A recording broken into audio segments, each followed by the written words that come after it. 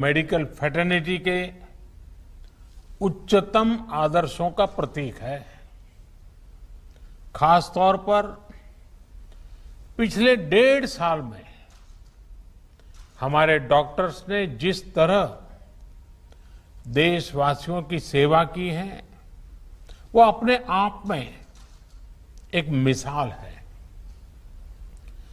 मैं 130 करोड़ देशवासियों की ओर से देश के सभी डॉक्टर्स को धन्यवाद देता हूं, आभार प्रकट करता हूं। साथियों, डॉक्टर्स को ईश्वर का दूसरा रूप कहा जाता है और वैसे ही नहीं कहा जाता। कितने ही लोग ऐसे होंगे जिनका जीवन किसी संकट में पड़ा होगा, किसी बीमारी या दुर्घटना का शिकार हुआ होगा, या फिर कई बार हमें ऐसा लगने लगता है कि क्या हम किसी हमारे अपने को खो देंगे। लेकिन हमारे डॉक्टर्स ऐसे मौकों पर किसी देवदूत की तरह जीवन की दिशा बदल देते हैं, हमें एक नया जीवन दे देते हैं। साथियों, आज जब देश कोरोना से इतनी बड़ी जंग लड़ रहा है, तो डॉक्टर्स ने दिन रात मेहनत करके लाखों लोगों का जीवन बचाया है। ये पुण्य कार्य करते हुए देश के कई डॉक्टर्स ने अपना जीवन भी न्यौछावर कर दिया। मैं जीवन आहूत करने वाले इन सभी डॉक्टर्स को अपनी विनम्र श्रद्धांजलि अर्पित करता हूं और परिवार के प्रति अपनी संवेदना व्यक्त करता हूं। साथियों, कोरोना से लड़ाई में जितनी चुनौतियां आई, हमारे वैज्ञानिकों, डॉक्टर्स ने उतने ही समाधान तलाशे, प्रभावी दवाइयां बनाई। आज हमारे डॉक्टर्स ही कोरोना के प्रोटोकॉल्स बना रहे हैं, उन्हें लागू करवाने में मदद कर रहे हैं। ये वायरस नया है, इसमें नए नए म्यूटेशंस भी हो रहे हैं, लेकिन हमारे डॉक्टर्स की नॉलेज, उनके एक्सपीरियंस, उनके अनुभव वायरस के इन खतरों और चैलेंजेस का मिलकर मुकाबला कर रहे हैं। इतने दशकों में जिस तरह का मेडिकल इंफ्रास्ट्रक्चर देश में तैयार हुआ था, उसकी सीमाएं आप भली भांति जानते हैं। पहले के समय में मेडिकल इंफ्रास्ट्रक्चर को किस तरह नजरअंदाज किया गया था, इससे भी आप परिचित हैं। हमारे देश में जनसंख्या का दबाव इस चुनौती को और कठिन बना देता है। बावजूद इसके कोरोना के दौरान अगर हम प्रति लाख जनसंख्या में संक्रमण को देखें, मृत्यु दर को देखें, तो भारत की स्थिति बड़े बड़े विकसित और समृद्ध देशों की तुलना में कहीं संभली हुई रही है। किसी एक जीवन का असमय समाप्त होना उतना ही दुखद है, लेकिन भारत ने कोरोना से लाखों का जीवन बचाया भी है। इसका बहुत बड़ा श्रेय हमारे परिश्रमी डॉक्टर्स, हमारे हेल्थ केयर वर्कर्स, हमारे फ्रंटलाइन वर्कर्स को जाता है। साथियों, ये हमारी सरकार ही है जिसने हेल्थ केयर पर सबसे अधिक बल दिया है। पिछले वर्ष फर्स्ट वेव के दौरान हमने लगभग 15,000 करोड़ रुपए हेल्थ केयर के लिए आवंटित किए थे, जिससे हमारे हेल्थ इंफ्रास्ट्रक्चर को बढ़ाने में मदद मिली। इस साल हेल्थ सेक्टर के लिए बजट का एलोकेशन 2 गुने से भी ज्यादा यानी 2 लाख करोड़ रुपए से भी अधिक किया गया। अब हम ऐसे क्षेत्रों में हेल्थ इंफ्रास्ट्रक्चर को मजबूत करने के लिए 50,000 करोड़ रुपए की एक क्रेडिट गारंटी स्कीम लेकर आए हैं, जहां स्वास्थ्य सुविधाओं की कमी है। हमने बच्चों के लिए जरूरी हेल्थ इंफ्रास्ट्रक्चर को सशक्त करने के लिए भी 22,000 करोड़ रुपए से ज्यादा आवंटित किए हैं। आज देश में तेजी से नए एम्स खोले जा रहे हैं, नए मेडिकल कॉलेज बनाए जा रहे हैं, आधुनिक हेल्थ इंफ्रास्ट्रक्चर खड़ा किया जा रहा है। 2014 तक जहां देश में केवल 6 एम्स थे, वहीं इन 7 सालों में 15 नए एम्स का काम शुरू हुआ है। मेडिकल कॉलेज की संख्या भी करीब 1.5 गुना बढ़ी है। इसी का परिणाम है कि इतने कम समय में जहां अंडर ग्रेजुएट सीट्स में 1.5 गुने से ज्यादा की वृद्धि हुई है, वहीं पीजी सीट्स में 80% इजाफा हुआ है।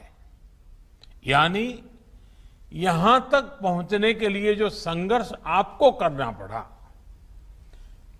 वो कठिनाइयां हमारे युवाओं को, आपके बच्चों को नहीं उठानी पड़ेगी। दूर सुदूर क्षेत्रों में भी हमारे ज्यादा से ज्यादा युवाओं को डॉक्टर बनने का अवसर मिलेगा। उनकी प्रतिभा को, उनके सपनों को नई उड़ान मिलेगी। मेडिकल सेक्टर में हो रहे इन बदलावों के बीच डॉक्टर्स की सुरक्षा के लिए भी सरकार प्रतिबद्ध है। हमारी सरकार ने डॉक्टर्स के खिलाफ हिंसा को रोकने के लिए पिछले वर्ष ही कानून में कई कड़े प्रावधान किए हैं। इसके साथ ही हम अपने कोविड वॉरियर्स के लिए फ्री इंश्योरेंस कवर स्कीम भी लेकर आए हैं। साथियों, कोरोना के खिलाफ देश की लड़ाई हो या मेडिकल व्यवस्था सुधारने का देश का लक्ष्य, इन सब में आप सभी को महत्वपूर्ण भूमिका अदा करनी है। उदाहरण के तौर पर, जब आप सभी ने पहले फेज में वैक्सीन लगवाई, तो उससे देश में वैक्सीन को लेकर उत्साह और विश्वास कई गुना बढ़ गया। इसी तरह जब आप लोगों को कोविड एप्रोप्रिएट बिहेवियर का पालन करने के लिए कहते हैं, तो लोग पूरी श्रद्धा से उसका पालन करते हैं। मैं चाहूंगा आप अपनी इस भूमिका को और सक्रियता से निभाएं, अपना दायरा और ज्यादा बढ़ाएं।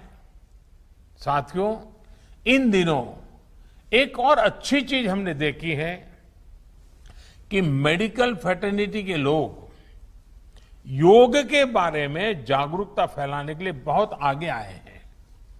योग को प्रचारित प्रसारित करने के लिए जो काम आजादी के बाद पिछली शताब्दी में किया जाना चाहिए था, वो अब हो रहा है।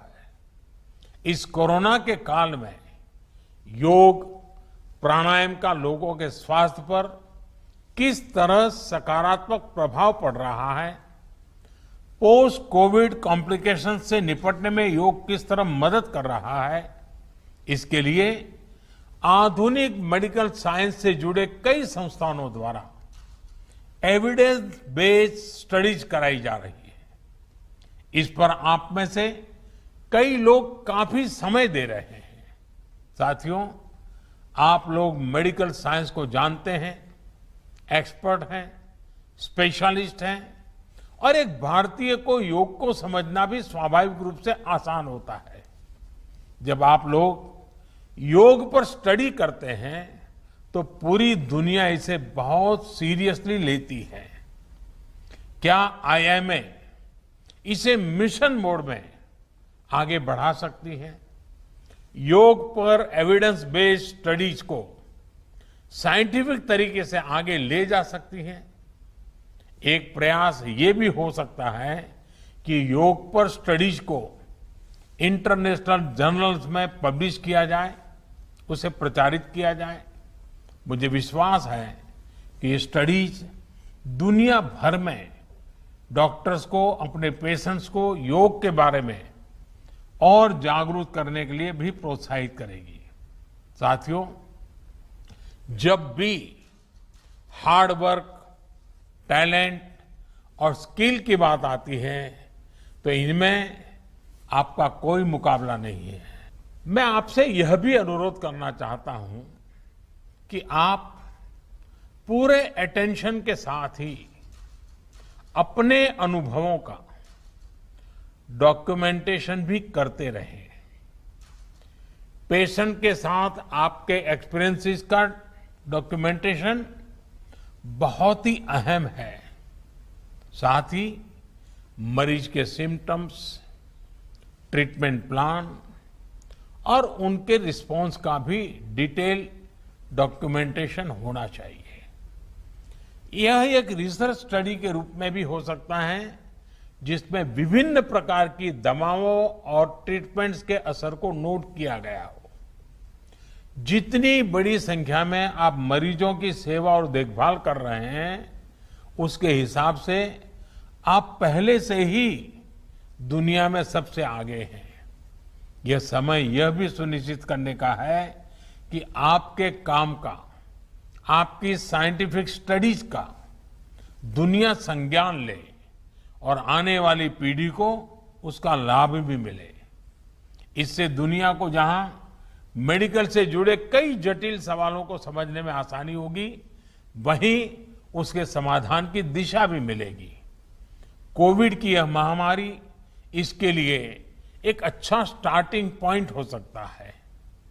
वैक्सीन किस प्रकार से हमारी मदद कर रही है, किस प्रकार से अर्ली डायग्नोसिस का लाभ मिल रहा है और एक पर्टिकुलर ट्रीटमेंट किस प्रकार से हमारी सहायता कर रहा है, क्या हम इसको लेकर ज्यादा से ज्यादा स्टडीज कर सकते हैं। पिछली शताब्दी में जब महामारी आई थी, आज उसका डॉक्यूमेंटेशन बहुत उपलब्ध नहीं है। आज हमारे पास टेक्नोलॉजी भी है और हम अगर कोविड से कैसे मुकाबला किया गया है, इसके प्रैक्टिकल अनुभवों का डॉक्यूमेंटेशन करते हैं, तो वो भविष्य में पूरी मानवता के लिए बेहद मददगार साबित होगा। आपका ये अनुभव देश के मेडिकल रिसर्च को एक नई गति भी देगा। अंत में मैं यही कहूंगा कि आपकी सेवा, आपका श्रम सर्वे भवन्तु सुखिनः के हमारे संकल्प को अवश्य सिद्ध करेगा। हमारा देश कोरोना से भी जीतेगा और विकास के नए आयाम भी हासिल करेगा। इन्हीं शुभकामनाओं के साथ आपको बहुत बहुत धन्यवाद। Subscribe to our channel by clicking the subscribe button. Click the bell button and enjoy the latest uploads from our channel.